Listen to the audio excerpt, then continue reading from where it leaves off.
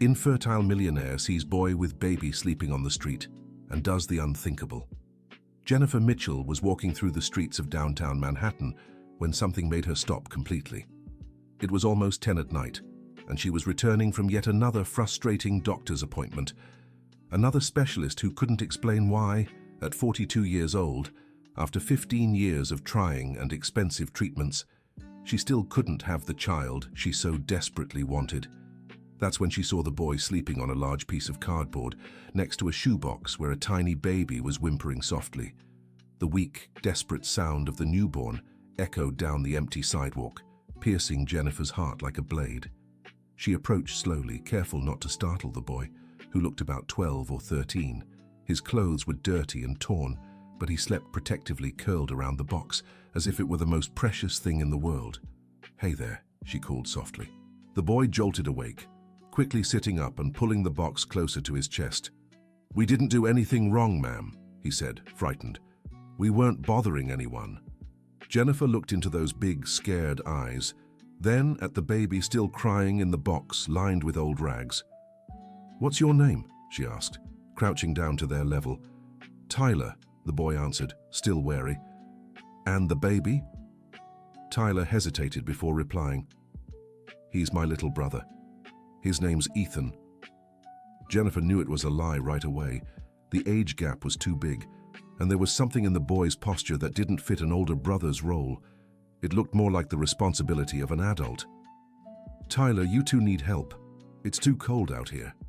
"We manage on our own," the boy said, but his trembling voice betrayed his fear.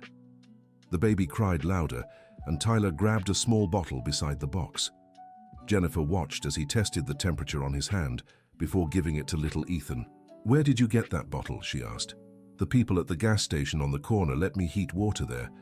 Sometimes they give me leftover powdered milk." Dear listener, if you're enjoying the story, take a moment to like and especially subscribe to the channel. It helps us a lot as we're just starting out. Now back to the story. Jennifer's chest tightened. 15 years trying for a baby, spending fortunes on private clinics, and here was a child caring for a newborn on the street with nothing. "Tyler, please let me help you. I have a big house, warm food, a safe place for Ethan to sleep." The boy stood quickly, grabbing the box with the baby. "No, Mom, we don't go with strangers." "Thanks, but no."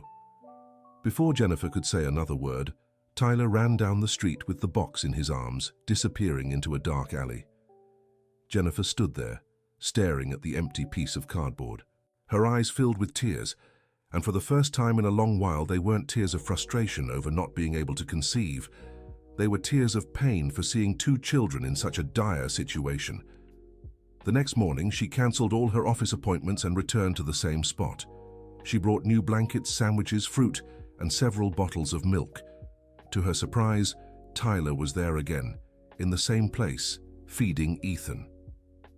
"You came back," the boy said, no surprise in his voice. "I told you I'd help," Jennifer replied, setting the bags down. "I brought some things." Tyler eyed the bags suspiciously, but the smell of food was too tempting. His stomach growled loudly. "Why do you want to help us?" he asked. Jennifer sat on the ground beside him. "Because everyone deserves someone who cares."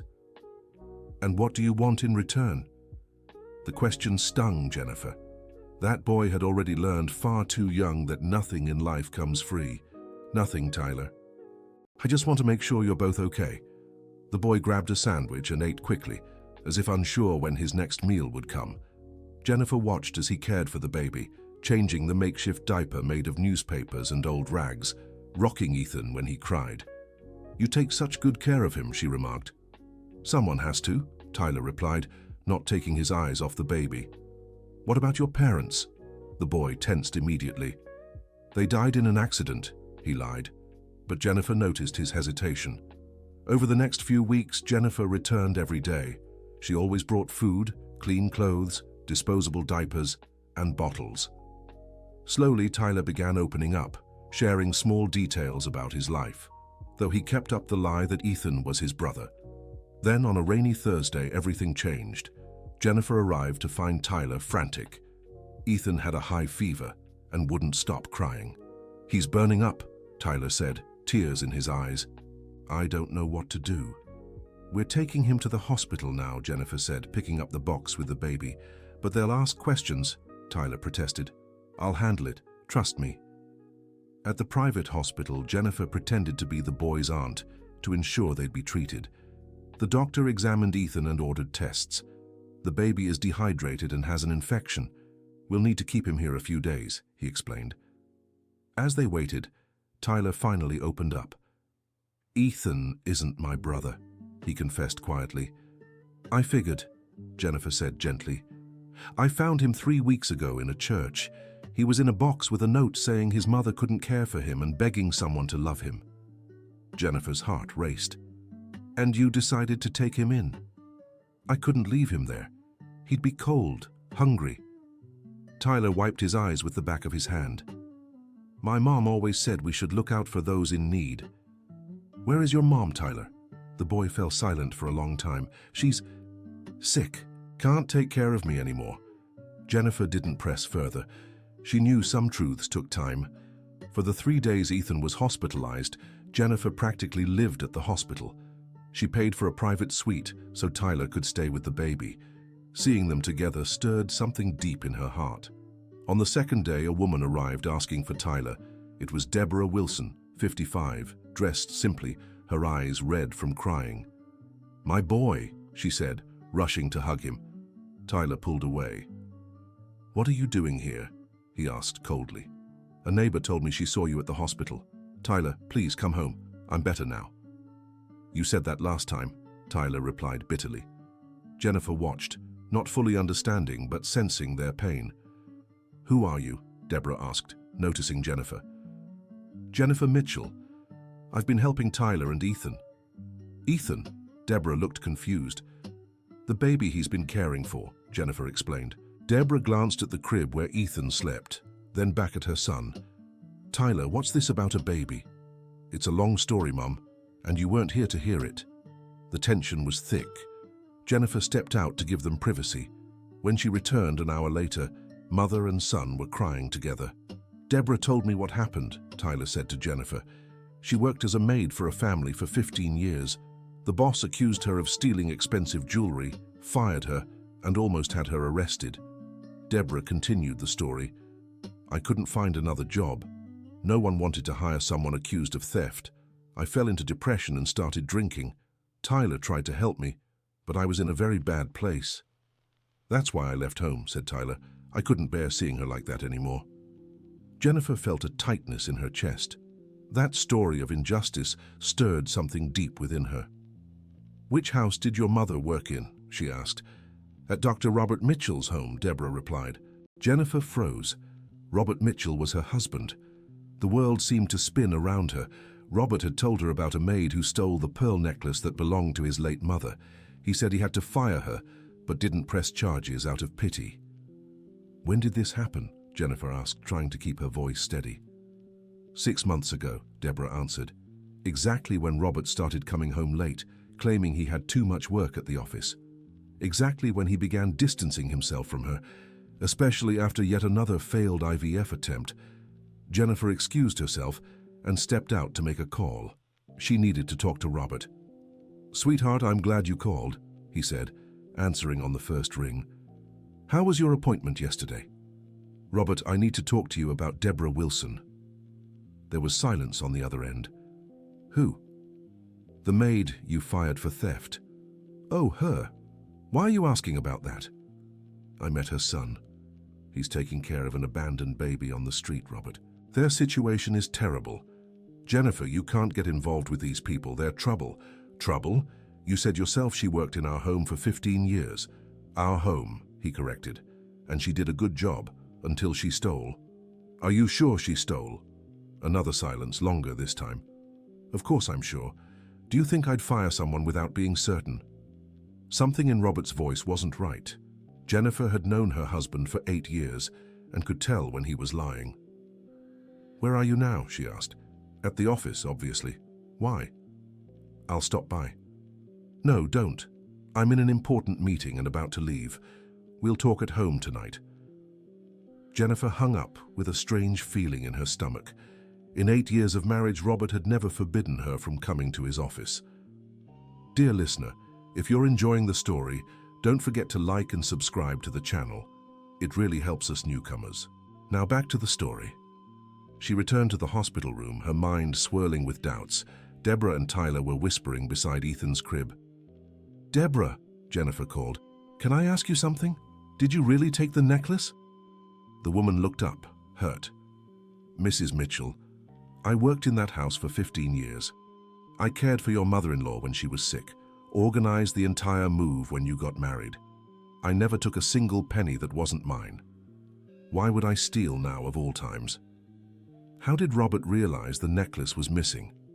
It was strange. He came home one morning, went straight to the bedroom, and said his mother's necklace wasn't in its place. He started yelling, saying only I had access to that room. "But had you seen the necklace recently?"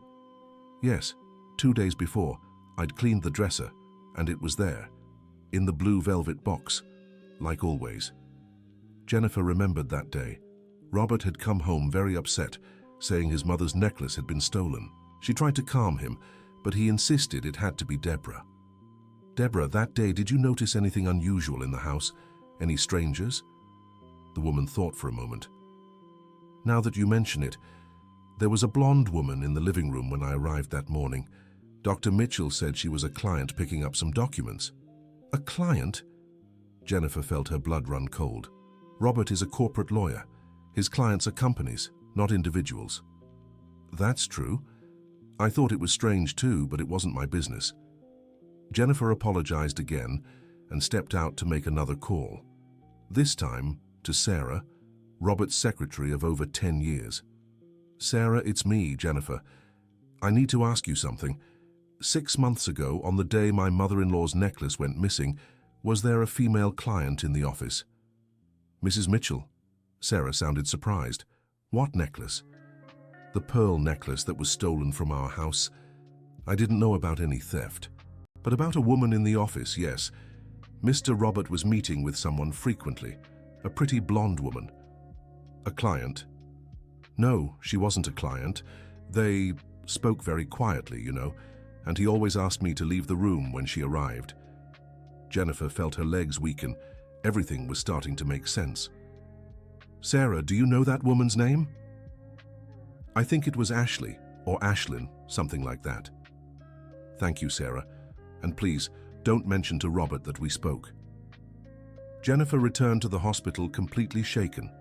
Her life, already difficult with fertility issues, was now falling apart completely. Robert had been lying to her, probably had a mistress, and had destroyed an innocent family's life to cover up his secrets. In the hospital room, Ethan was awake, and Tyler was holding him, whispering softly to him. Deborah watched them with a sad smile. "He's a special boy," Deborah said to Jennifer. "He's always been mature for his age. When I started getting sick, he tried to take care of me. Cooked, cleaned the house, reminded me to take my medicine. Why did you get sick, Deborah? Losing that job wasn't just about the money. It was about losing my dignity. 15 years of honest work, and suddenly everyone looked at me like I was a criminal. I couldn't even go to the store without feeling judged." Jennifer sat beside Deborah. "Deborah, I'm almost certain you didn't steal anything." The woman looked at her with hope in her eyes. "You believe me?" "I do. And I'll find out the truth." That night, Jennifer returned home determined to confront Robert. He came home late as usual and seemed nervous. "How was your day?" he asked, avoiding her gaze. "Enlightening," Jennifer replied. "Robert, I need to know the truth about Deborah Wilson. We've talked about this. She stole the necklace. End of story." "Where is the necklace?" Robert hesitated. "What do you mean, where is it? If she stole it, did you recover it? File a police report? Sue her?" "No, I decided not to complicate things. Robert, in 8 years of marriage, you've never let an injustice slide.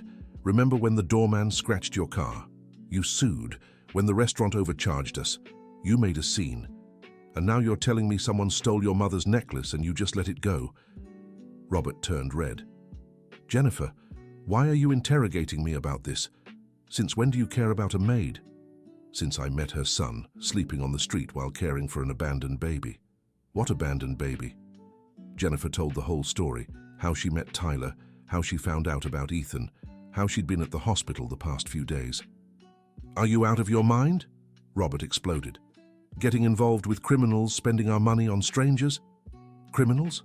A 13-year-old boy taking care of a newborn is a criminal. Jennifer, you can't just go around adopting street kids. Isn't this whole pregnancy obsession enough? The word obsession hit Jennifer like a slap. Obsession. Yes, obsession. 15 years of treatment, spending fortunes, dragging me to doctors, taking hormones that make you crazy. When are you going to accept that maybe it just wasn't meant to be?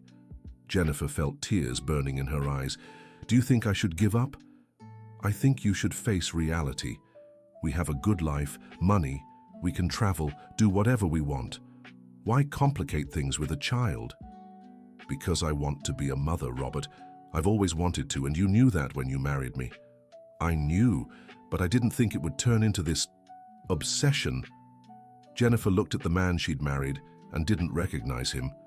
Where was the Robert who comforted her after every negative test, who held her hand at doctor's appointments, who promised they'd make it happen? Robert, where's your mother's necklace? I already told you. Where is the necklace? She shouted, losing patience. Robert turned pale. After a long silence, he went to the study and returned with a blue velvet box.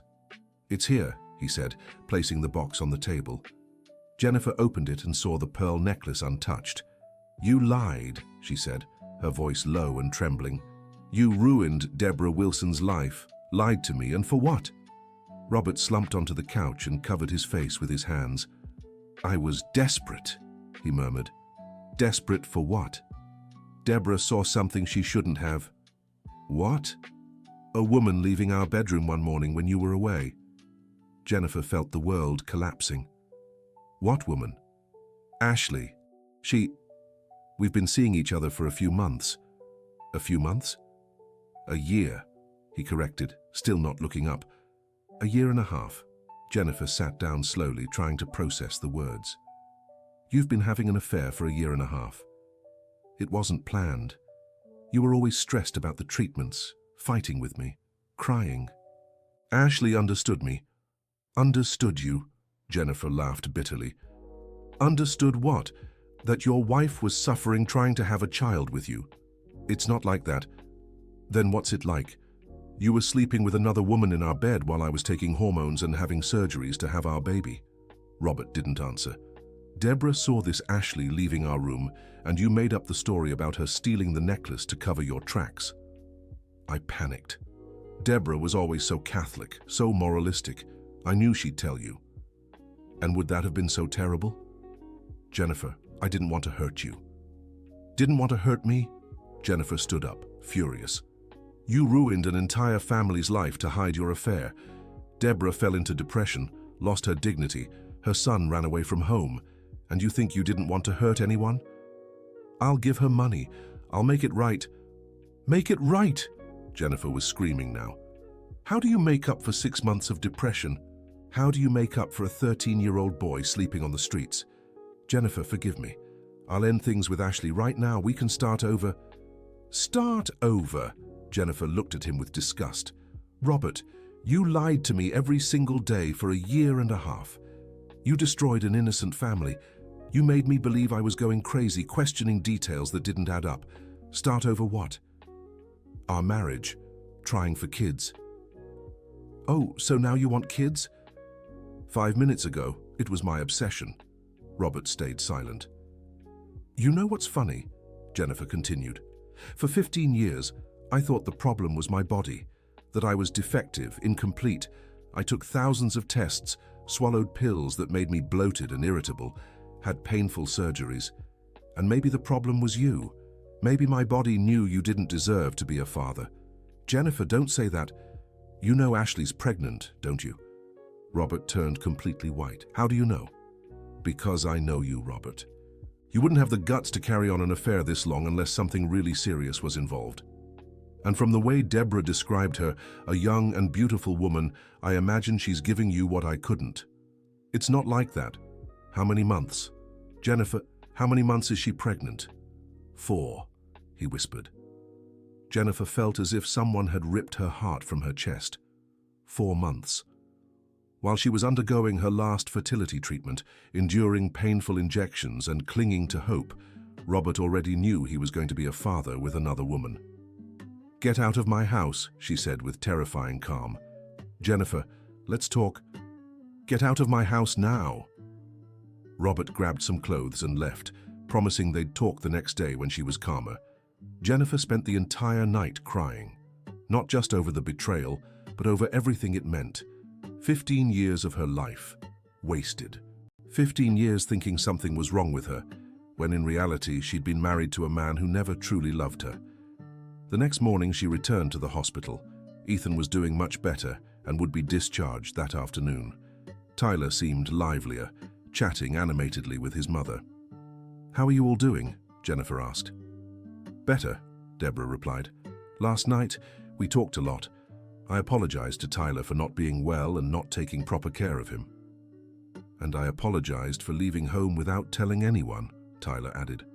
Jennifer smiled for the first time in a long while. "And now? Are you going back home?" "We'll try," Deborah said, "but it won't be easy.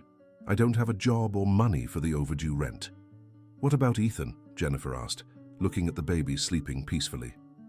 "I don't know," Tyler said sadly.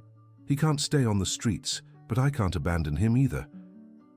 "The hospital social worker will want to take him to a shelter," Deborah explained. "No," Tyler said firmly. "I promised to take care of him." "Promised who?" Jennifer asked. Tyler hesitated, but then decided to tell the truth. "His mother. She showed up at the church the day I found Ethan." "What do you mean, showed up?" "I was sleeping in the back of the church like I always do when it's really cold. I heard a noise and went to check. There was a girl, really young, placing a box near the altar." Jennifer and Deborah exchanged surprised glances. "A girl?" "Yeah, really young. I think she was about 15 or 16. She was crying a lot. When she saw me, she got scared, but I told her I wouldn't hurt her." "Did she say anything?" "She said she couldn't keep the baby, that her family would kick her out if they found out. She asked me to take care of Ethan until she could get her life together." "Tyler, why didn't you tell us this before?" Deborah asked. "Because she made me promise not to tell anyone. She said if people found out she'd had a baby, they'd do terrible things to her." Jennifer's heart raced. A teenager forced to abandon her baby out of fear of her family. How many girls went through this every day? "Tyler, do you know her name?" "Megan. She said she was a student at St. Mary's Academy." "The school nearby?" Deborah asked. "I think so. She said she'd try to come back for Ethan when she turned 18 and could leave home." Dear listener, if you're enjoying the story, don't forget to like and especially subscribe to the channel. It really helps us who are just starting out. Now, continuing. Jennifer knew St. Mary's Academy. It was a traditional Catholic school, filled with conservative families. If a student showed up pregnant, it would indeed be a scandal. "Tyler, do you think you'd recognize Megan if you saw her again?" "Of course. Why?" "Because maybe we can help her too." That afternoon, after Ethan was discharged from the hospital, Jennifer took Deborah, Tyler, and the baby to her home. The mansion on the Upper East Side was silent and empty without Robert. "Oh my God," whispered Deborah, looking at the enormous room. "This is where I worked every day, and I never stopped to think how big it was." "Deborah," said Jennifer, "I want to make you an offer." "What kind of offer?" "Come back to work here, not as a maid, but as the household manager. With a fair salary, a formal contract, all the benefits. And Tyler can live here too." Deborah fell silent, processing the offer. "Mrs. Mitchell, that's very generous, but why?" "Because you're family now, and Ethan too. Until we find Megan and talk to her, he'll stay under our care." "You don't really know me," Deborah said. "How can you trust me?" "Deborah, you raised a son who, at 13, is capable of caring for an abandoned baby, who'd rather live on the streets than leave behind a child who isn't even related to him. If that doesn't speak to your character, nothing will." Deborah began to cry. "I don't know how to thank you." "You don't have to thank me. You just have to help me find Megan." The next day, Jennifer, Deborah, and Tyler went to St. Mary's Academy. Jennifer introduced herself as a social consultant and said she was investigating cases of at-risk teenagers. The principal, Sister Elizabeth, received them in her office. "How can we help?" she asked. "We're looking for a student named Megan. We don't know her last name, but she'd be around 15 or 16. "We have 3 Megans at the school," Sister Elizabeth said. "May I ask why you're looking for her?" Jennifer made up a story about a social program for underprivileged youth. "The Megan we're looking for might have stopped attending classes recently," Tyler said. Sister Elizabeth grew thoughtful. "We did have an issue with Megan Thompson. She missed a lot of classes last semester, and her grades dropped significantly. Her family came here several times, very concerned. Could we speak with her?" "Unfortunately, she's no longer enrolled. Her family transferred her to a school upstate a few months ago." Jennifer's heart sank. If Megan had been sent upstate, finding her would be much harder. "Do you have the family's address?" "I can't share students' personal information, but I can contact them and ask if they'd be willing to speak with you." Jennifer left her details and asked the sister to reach out as soon as possible. A week later, there was still no news. Ethan was adjusting well to the new routine. Deborah had fully taken over managing the household, and Tyler had enrolled in a nearby school. That was when Robert's lawyer arrived with the divorce papers. "My client is willing to be generous," the man said. "She'll leave the house to you along with a substantial monthly alimony." "In exchange for what?" Jennifer asked. "A quick, uncomplicated divorce. No disputes over assets, no public drama." "What kind of drama would I cause?" The lawyer hesitated. "Jennifer, my client made some mistakes, but he wants to resolve this as amicably as possible." "Some mistakes?" Jennifer laughed. "He lied for a year and a half, destroyed an innocent family's life, and you call that some mistakes?" "Regarding Deborah Wilson's situation, my client is willing to pay a generous settlement." "How generous?" $50,000. Jennifer stood up from her chair. $50,000 to compensate for 6 months of depression, a boy sleeping on the streets, and the dignity of an honest woman. It's a considerable amount. It's pocket change. And you know what else? Deborah isn't interested in Robert's money anymore. She has a job now, her dignity back, and a place to live with her son. The lawyer looked surprised. "So you accept the divorce under the proposed terms?" "I accept the divorce, but on my terms. I want the house. I want half of all the assets from the firm, and I want alimony until I decide to remarry, if that ever happens. That's way more than... It's far less than I deserve after 15 years trying to have children with a man who was cheating. And if Robert tries to dispute anything, I'll tell everyone what he did to Deborah. I'm sure the firm's clients will love knowing what kind of character their lawyer has." The lawyer left, promising to speak with Robert. 2 weeks later, Sister Elizabeth called. "I managed to reach Megan Thompson's family," she said. "They'd like to talk to you." Jennifer, Deborah, and Tyler went to the Thompson family's home in a middle-class neighborhood in Queens. The house was modest but well kept. They were greeted by a woman around 60, with graying hair and tired eyes. "I'm Margaret Thompson, Megan's grandmother," she said. "Please, come in." The living room was decorated with many family photos. Jennifer noticed several pictures of a pretty, dark-haired girl at different ages. "Is this Megan?" Tyler asked, pointing to one of the photos. "That's her," Mrs. Thompson confirmed. "Why are you looking for my granddaughter?" Jennifer decided to be direct. "Mrs. Thompson, we believe Megan left a baby in Tyler's care a few months ago." The woman turned pale and slowly sat down. "You know about Ethan?" "You know about Ethan?" Jennifer asked, surprised. "Of course I do. Megan told me everything before she left." "Where is she?" "In Rochester, at my sister's house. Her parents don't know anything." Deborah moved closer to Mrs. Thompson. "Can you tell us what happened?" Mrs. Thompson took a deep breath.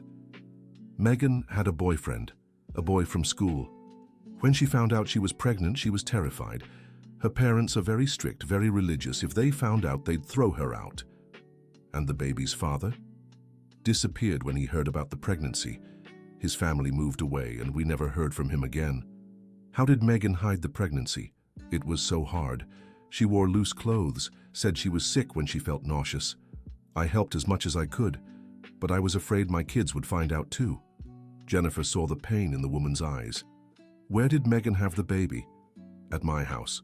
She lied and said she was staying over because she had an early test at school. The birth was quick, but she was in bad shape afterward. And how did Ethan end up at the church? Megan couldn't keep him. She cried for 3 days straight but knew she couldn't take him home. I suggested finding a family to adopt him, but she said she wanted to leave him at a church because God would watch over him. Tyler stepped closer to Mrs. Thompson. She talked to me at the church, asked me to take care of Ethan. I know, son. Megan told me she met a good boy who promised to care for the baby. How is she now? Jennifer asked. Not well.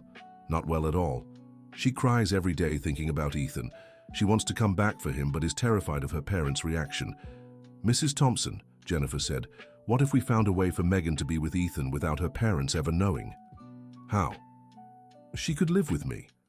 I have a big house. I can pay for her education, take care of everything she needs until she graduates and gets a job.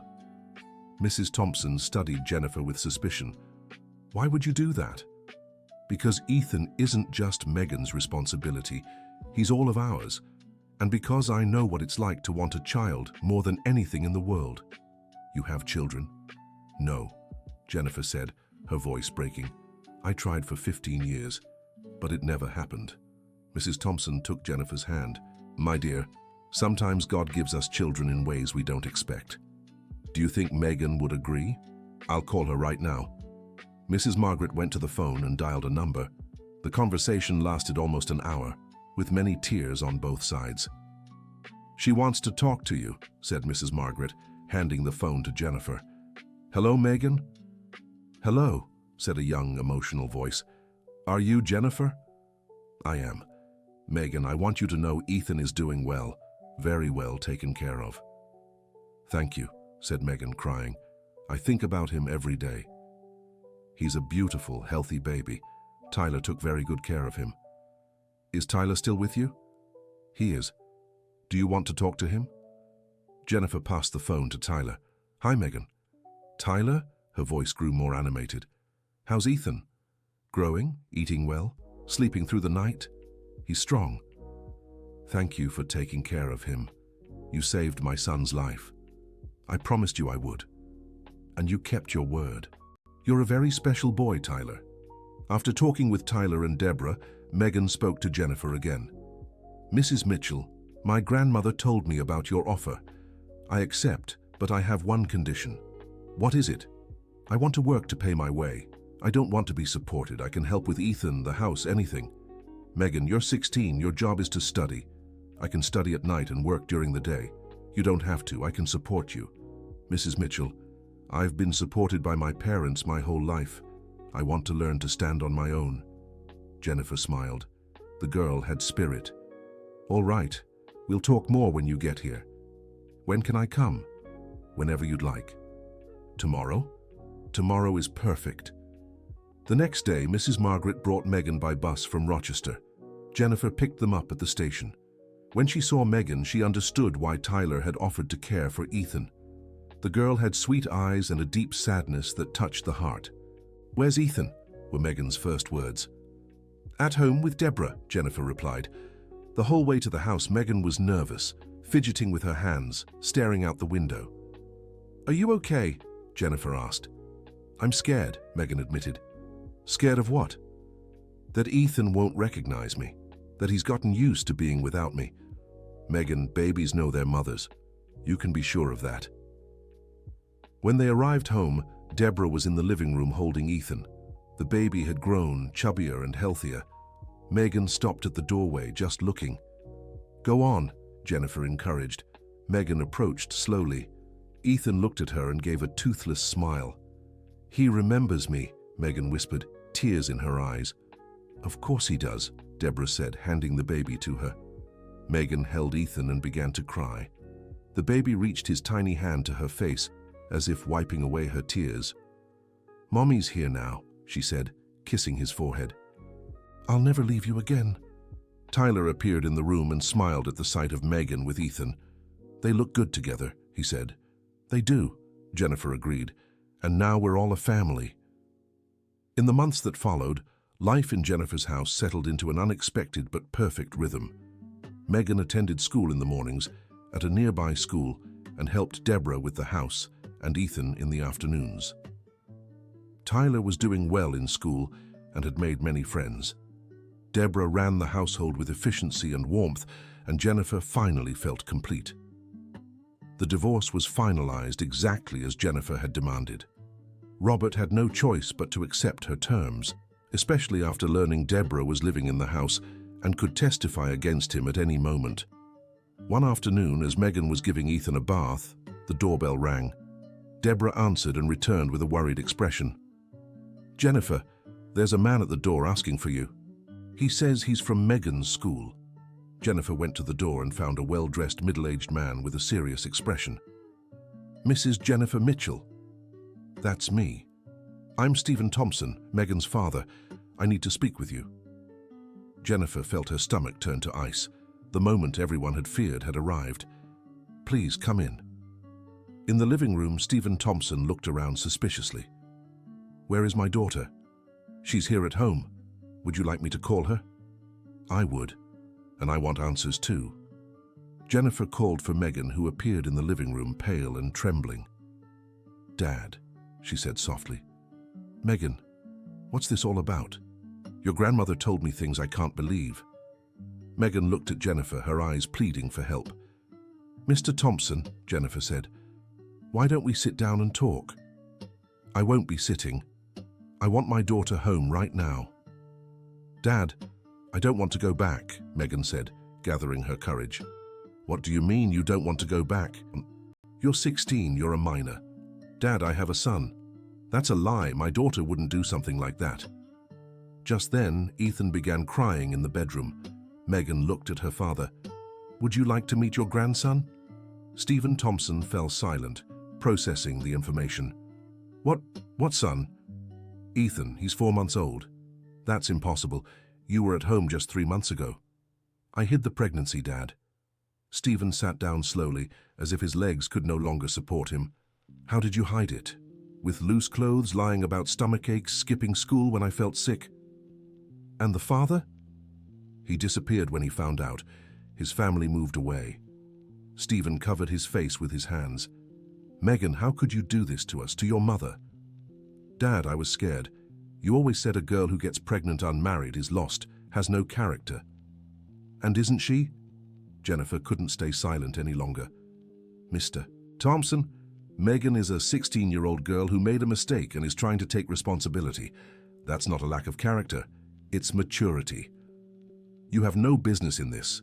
I do, because Megan and Ethan are part of my family now." "Family? You barely know my daughter." "I've known her for 2 months, and I know enough to see she's brave, responsible, and loving." Ethan kept crying, and Megan looked at her father. "Can I go take care of him?" Stephen nodded, still in shock.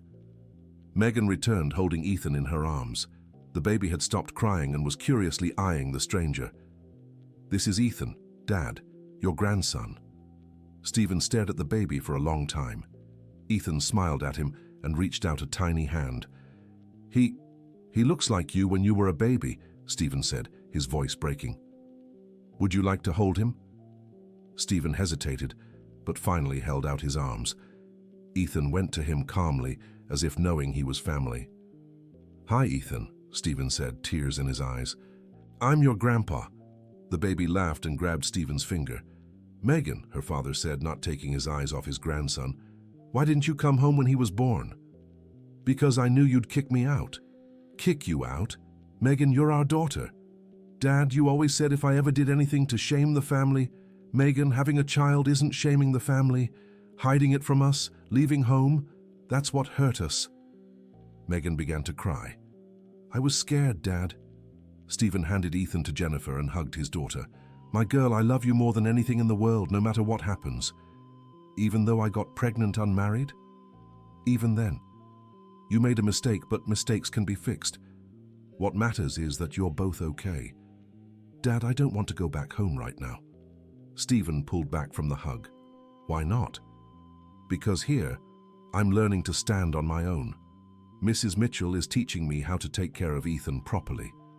I'm studying learning responsibility. You could learn that at home too. Dad, at home you do anything for me. Here I have to do my part. Stephen looked at Jennifer. Ma'am, may I ask why you're doing this? Because for 15 years I tried to have children and couldn't, and now God has given me the chance to be a mother in a different way. You want to adopt Ethan? No, Mr. Stephen. Ethan has a mother. I just want to be part of their lives. And if I want to take Megan back home, then I'll respect your decision, but I'll keep helping her with whatever she needs. Stephen grew thoughtful for a long time. Megan, are you happy here? I am, Dad. For the first time in my life, I feel useful. And Ethan? He's being well taken care of. Mrs. Deborah helps. Tyler plays with him. Mrs. Jennifer pays for all his doctor visits. Deborah? Tyler? Jennifer explained about Deborah and Tyler, how they came to be there, how they became a family. So you all live here together? We do, and it works really well. Stephen looked again at Ethan, who had fallen asleep in Jennifer's arms. Can I come visit you? Of course, said Megan. You're his grandfather. And your mother. She doesn't know anything yet. Dad, I need to tell her, but I'm scared of her reaction. Your mother loves you, Megan. She'll accept it. You think so? I'm sure. Stephen stayed 2 more hours at the house, meeting Deborah and Tyler, seeing how Ethan was cared for, understanding the dynamic of the family that had formed. When he left, he promised to talk to his wife and return with her that weekend. Megan, he said, kissing his daughter's forehead, I love you, and I'm proud of the woman you're becoming. The following Saturday, Stephen returned with his wife, Amanda. She was nervous and tearful, but when she saw Ethan, she melted completely. My beautiful grandson, she said, cradling the baby. You're so perfect. Mom, Megan said hesitantly, do you forgive me? Forgive you, my dear. You've given me the most beautiful gift in the world. But I lied to you, I hid. You were a scared girl. Now you're a mother. It's different. From that day on, Megan's parents became constant presences in Jennifer's home. Amanda helped with Ethan on weekends. Stephen took Megan out to buy clothes for the baby. 6 months later, the unconventional family had found a perfect balance. Deborah managed the house with efficiency and warmth. Tyler was in his first year of high school with excellent grades. Megan had graduated and started a nursing program. Ethan was growing up healthy and surrounded by love. Jennifer had found the family she'd always dreamed of, just in a completely different way than she'd imagined. One morning, as they had breakfast together, a sacred ritual in the house, Tyler asked a question that surprised everyone. Mrs. Jennifer, are you going to adopt us officially? Jennifer nearly choked on her coffee. Adopt? Yeah. So we can be a real family on paper too. Tyler, Deborah said, we're already a real family. I know, Mom, but it'd be nice if it were official. Megan looked at Jennifer. Tyler's right. You've done more for us than many people who share our blood. You really want this? Jennifer asked, emotional. We do, Deborah said, if you want it too. Jennifer looked around the table. Deborah, who had become her best friend and confidant. Tyler, who taught her about courage and determination every day. Megan, who reminded her of the strength women carry. And Ethan, who brought joy to every corner of the house. There's nothing in the world I want more, she said, tears in her eyes. 2 years later, Jennifer Mitchell officially adopted Tyler Wilson and became Megan's legal guardian until she turned 18. Deborah continued living in the house, no longer as an employee, but as part of the family. Ethan grew up calling Jennifer grandma and everyone else uncle or aunt. Megan's parents had moved to a nearby house to be closer to their grandson. Robert tried a few times to rekindle the marriage, but Jennifer had already moved on. At Ethan's first birthday party, the whole family was gathered in the backyard. Jennifer looked around and smiled. There were all the people she loved: Deborah, Tyler, Megan, Ethan, Mrs. Margaret, Megan's parents, and some neighbors who had become friends. What are you thinking about? Deborah asked, walking over. How funny life is, Jennifer replied. For 15 years I tried to build a family one way, and in the end, it came together in a completely different way. Better, much better, because we chose each other. Ethan crawled over to Jennifer and pulled himself up using her legs. She picked him up, and he planted a sloppy kiss on her cheek. "Grandma," he said, one of the few words he knew. "Hi, sweetheart," Jennifer answered, hugging him tightly. Tyler approached them. "Mrs. Mitchell, can I say something?" "Of course. Thank you for stopping that night to check on us." "Tyler, I'm the one who should be thanking you. You saved me." "You saved us." "No," Jennifer said, looking at the whole family gathered together. "We saved each other." Megan joined the group, wrapping her arms around everyone. "Group hug," she shouted, laughing. Deborah came over and completed the circle. Ethan giggled in the middle of it all, happy with all the love around him. "This is my family," Jennifer said aloud. "Not the family I dreamed of, but the family God knew I needed." The end. And you, dear listener, what did you think of this touching story? Have you ever experienced moments where life surprised you in unexpected ways? Do you believe family is truly the people we choose to love? Share your thoughts in the comments and let us know where you're watching from. Don't forget to like and subscribe to the channel so you won't miss other heartwarming stories.